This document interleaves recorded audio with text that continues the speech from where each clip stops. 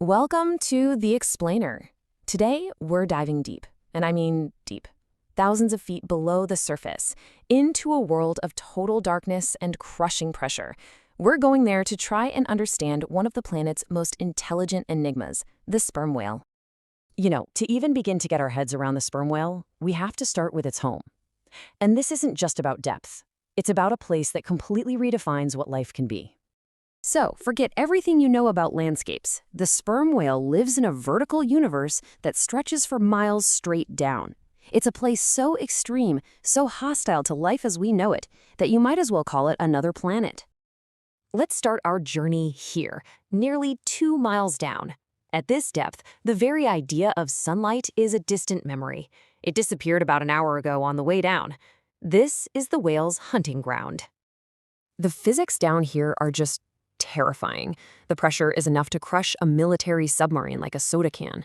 The cold is instantly lethal, and the darkness is absolute. In this void, the rules of biology are completely rewritten. And yet, in this impossible environment, the sperm whale is the apex predator. It doesn't use sight because there's nothing to see. It uses sound as both its weapon and its map. It practically shuts its own body down, dropping its heart rate to a crawl, and then it unleashes this incredible acoustic blast that paints a 3D picture of its prey in the total darkness. For centuries, our only understanding of these animals came from these fleeting, frightening glimpses at the surface. They were like phantoms from a world we couldn't enter, and all that mystery, well, it bred fear. At first, we saw them as monsters, straight up. Sailors would hear their clicks hammering against the hulls of their ships and thought they were being stalked by demons.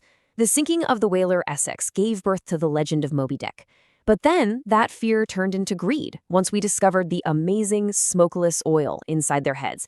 And just like that, the monster became a commodity. And this timeline really shows just how devastating that shift was. In just over 100 years, the industrial hunt for their oil pushed them to the absolute brink of extinction. We killed over 1 million of them, wiping out entire populations in different parts of the world. The truth is, almost nothing. We had driven this incredible animal to the edge of oblivion without ever really understanding what it was. We studied its oil, but we never bothered to study its mind. To really get what we almost lost, you have to look at their biology. To survive in the deep, every single part of the sperm whale's body evolved into a masterpiece of engineering, solving problems that would kill us instantly. That massive head isn't a battering ram. It's the most powerful biological sonar cannon on the planet.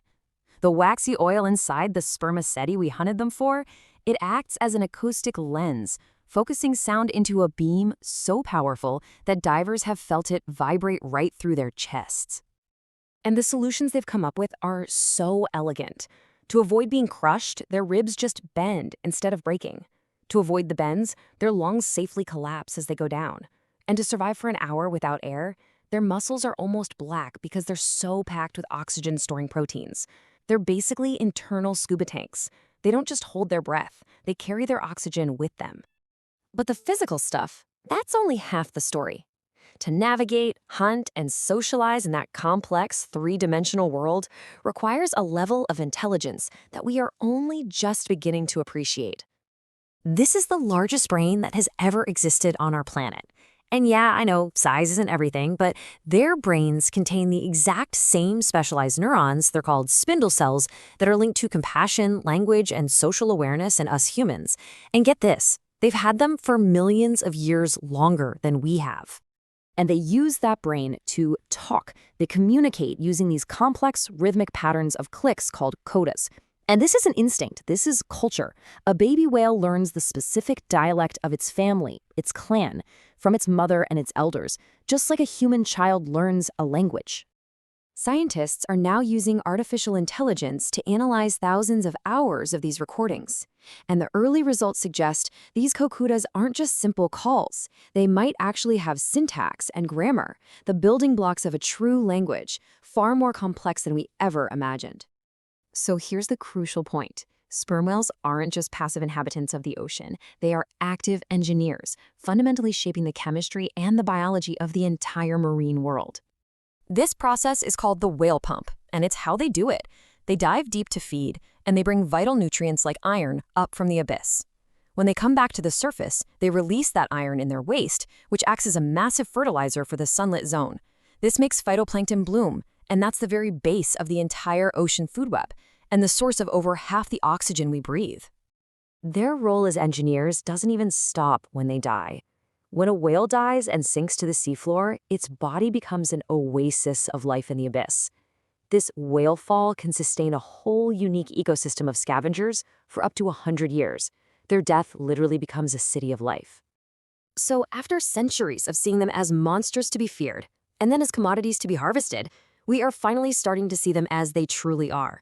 A deep, ancient, and collaborative intelligence that shapes our world in ways we're just beginning to grasp. They survived the harpoons and the industrial slaughter. Somehow, they survived us. The question that's left is, now that we're finally learning how to listen to their world, are we going to be wise enough to understand what they have to say?